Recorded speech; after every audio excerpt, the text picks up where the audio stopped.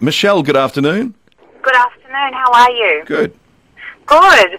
I was just wondering, Erik mentioned that although he and his partner didn't want to have children of their own, they're godparents and uncles and aunties to other young children, and I was just curious as to how they would react to you. I've got 2 young children myself, and I just couldn't imagine that they wouldn't actually run away screaming. Well, here's the thing. If your children run away from me screaming, that's actually more about you than it is me, because children very often have a natural curiosity and sense of wonder about the world, and they're often very interested in me, but their reactions are conditioned by how they think the authority figures around them want them to act.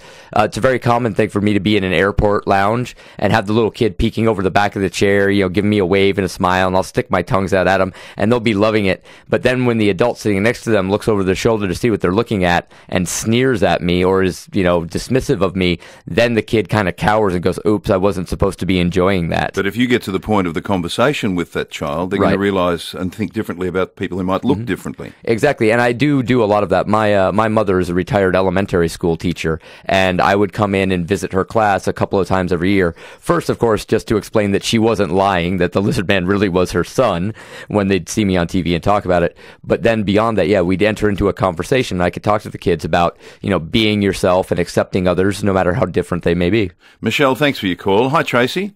Yeah, hi. I just want to know, why? Why? That is usually the first question, and it sounds like I'm being a little bit of a smart aleck, but I often just say back, why not? Because I understand that a lot of the things that I do and have done are things that most people would normally not consider doing, and for me that is frankly part of the appeal. But as I also said earlier, I studied art and philosophy, and I am a body-based performance artist. This is basically an art piece to me.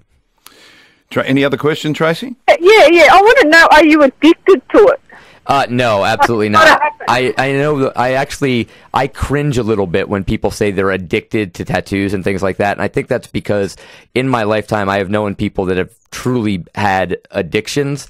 And if you've ever dealt with someone with a true addiction, you won't throw that word around casually talking about something that is really just a hobby or a pastime that you enjoy. Thank you, Tracy, for your call.